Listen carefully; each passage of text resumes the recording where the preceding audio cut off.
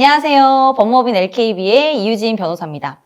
피디님 혹시 전화가 이렇게 와가지고는 혹시 맞으신가요? 여기 강남경찰서입니다. 이렇게 전화가 오면 어떠실 것 같으세요? 제일 먼저 보이스피싱 의심해야 되지 않을까요? 예전에는 이제 경찰이나 검찰 같은 걸 사칭해가지고 전화가 오는 경우가 많았기 때문에 이런 수법이 이제 어느 정도 대중적으로 알려졌다고는 하지만 여전히 뭐 경찰이나 검찰이라고 하면서 이것저것 물어본다거나 아니면 뭘 지시한다거나 그러면 보이스피싱을 우선 의심해야 하는데요. 근데 그런 게 아니라 누구누구 씨 맞으시죠? 여기 땡땡 경찰서인데 언제까지 출석이 가능하신가요? 이렇게 물어보면 이거는 이제 누군가의 고소나 고발로 인해서 피해자로 입건이 되셨을 확률이 굉장히 높습니다. 그래서 이렇게 조사받으러 오라는 연락을 받았을 때 사전에 무엇을 준비를 해야 하는지 또 조사받을 때 주의사항은 무엇인지 궁금하신 내용이 무척 많을 거라고 생각이 되는데요. 그래서 오늘은 이제는 TV에 너무 많이 나오셔가지고 알아보시는 분들도 굉장히 많으실 것 같은데요. 검사 출신 김희준 변호사님을 모시고 조사 잘 받는 법에 대해서 알아보도록 하겠습니다. 네, 변호사님 인사 부탁드립니다. 네, 안녕하세요. 김우진 변호사입니다. 저도 사실은 경찰, 검찰에서 피의자 조사에 동석해서 입회한 경험들이 꽤 있긴 한데 피의자분들은 저희 변호사들을 찾아오시기 전에 전화를 받게 되잖아요. 당황한 상태에서 전화를 받게 되다 보니까 알게 모르게 작은 실수들 하시는 경우도 있고 놓치는 부분들도 있는 것 같아요. 그래서 그런 부분들을 염려하시면서 상담을 오게 되는데 혹시 경찰로부터 딱 전화를 받게 되는 순간에 그 순간에 좀 주의할 점이 있을까요? 가장 중요한 것은 무슨 이유로 조사를 받으러 오라고 하는지를 네. 파악을 하는 게 중요하겠죠. 네. 대충의 고소 사실이 무엇인지에 대해서 물어봤을 경우에 알려줘요. 근데 이제 보통 일반인들 같은 경우는 당황을 하기 때문에 네. 그런 생각을 못 하는 거죠. 여기서 이제 주의를 해야 될 점은 경찰관이 이러이러한 혐의 사실인데 그걸 인정을 하십니까? 네. 라고 물어보는 경우가 있어요. 네. 근데 거기서 이제 섣불리 인정을 한다고 말을 해버리면은 나중에 실제 조사를 받을 때 본인이 생각했던 혐의 사실이 아니라서 네. 부인을 한다고 하더라도 내 주장을 잘 받아주지를 않아요. 신빙성이 없다고 보는 거죠. 이미 제일 처음에 딱 인정을 해버렸으니까 그렇죠. 말을 이제 바꾼다고 생각하겠네요. 그 부분에 대해서 경찰관은 수사보고 형식으로 해서 기록에 남겨두거든요. 네. 그래서 이제 그렇게 물어보면은 지금 현재는 혐의 사실을 정확히 모르고 지금 주장하는 부분에 대해서 확인을 해봐야 될 것 같습니다. 나중에 조사 받을 때 가서 입장을 말씀드리겠습니다. 라고 이야기하는 게 좋습니다.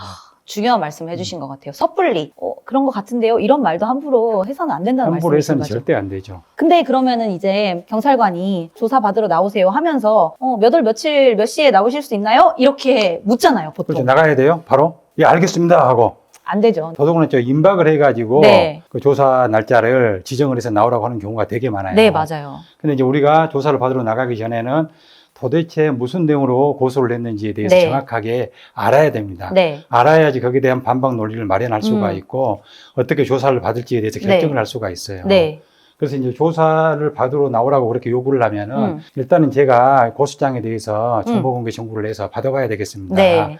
시간이 걸리니까 그 이후로 조사 날짜를 잡아주면 좋겠습니다. 라고 하든지 변호인을 선임할 예정이니까 네. 변호인 선임 후에 조사받을 수 있도록 해주십시오. 네. 라고 그렇게 요청을 하고요. 근데 그 기간을 너무 뒤로 미루게 되면은 수사를 회피한다는 인상을 주게 돼요. 그렇죠. 네, 그래서 통상적으로는 보통 이제 3, 4주 정도 이후로 그렇게 정하는 게 굉장히 좋습니다. 네. 고소장을 받아오는 방법이 두 가지 방법이 있잖아요. 정보공개 청구를 해서 받아오는 방법이 있고 네. 고소장 열람 등사 청구를 해서 받아오는 네, 방법이 네. 있어요. 네. 근데 경찰 같은 경우에는 정보공개 청구하고 고소장 열람 등사 청구 네. 두 개 다 가능한데 네. 검찰 사건 같은 경우에는 정보공개 청구로는 고소장을 주지를 않습니다. 네. 민원실에 가셔가지고 고소장 열람 등사 청구를 해야 돼요. 네네. 약간 그게 다른 점이죠. 고소장 정보공개 청구는 인터넷을 통해서 신청하시게 되면 1, 2주 정도 소요되는 걸로 확인을 했습니다. 그러면 이제 고소장도 확보를 했습니다, 저희가. 그리고 조사 일정도 정해졌어요.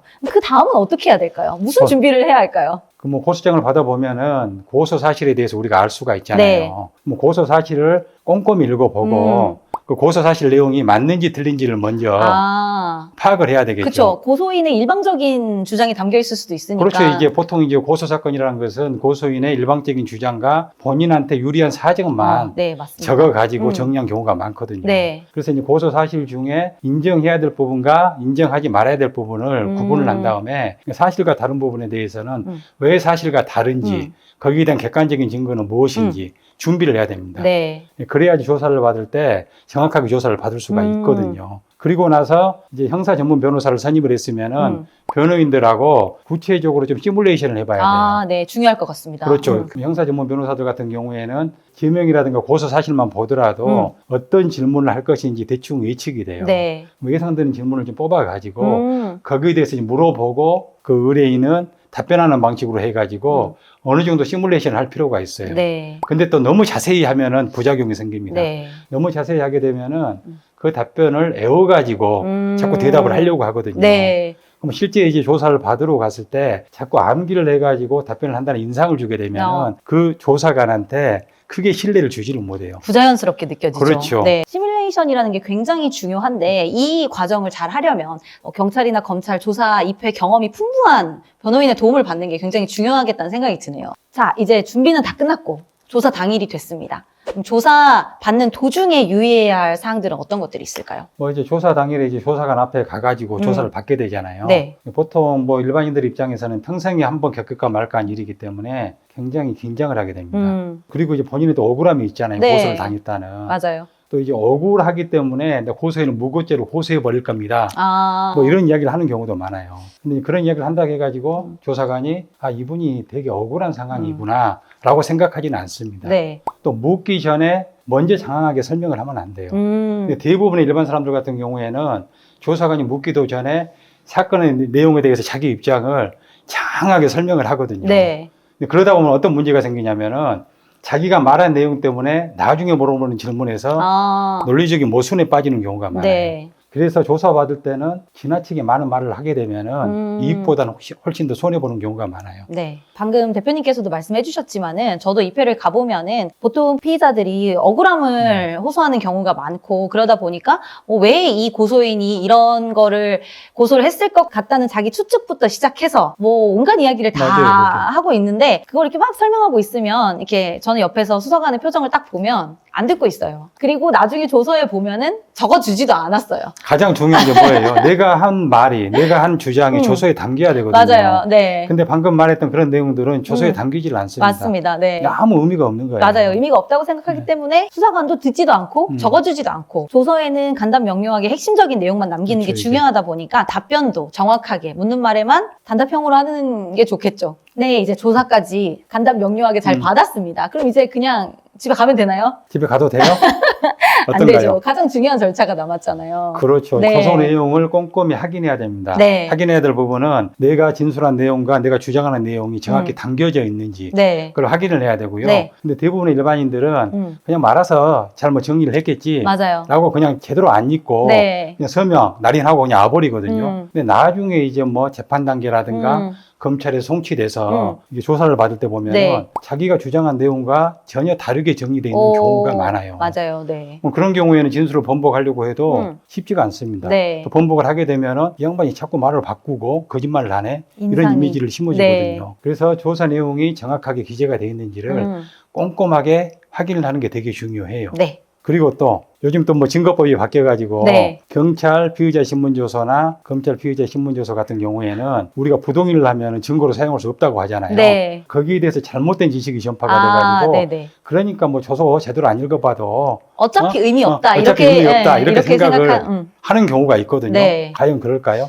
사실은 그렇지는 않죠. 그 수사를 하고 있는 수사기관들, 그러니까 경찰이나 검찰은 보잖아요. 그 조서를. 그렇죠. 그게 중요한 네. 거예요. 증거를 부동의하게 되면은 증거 능력이 없어서 증거로 사용할 수 없다는 것은 재판 단계 이야기거든요. 수사 단계에서는 네. 그 담당 검사가 다 봐요.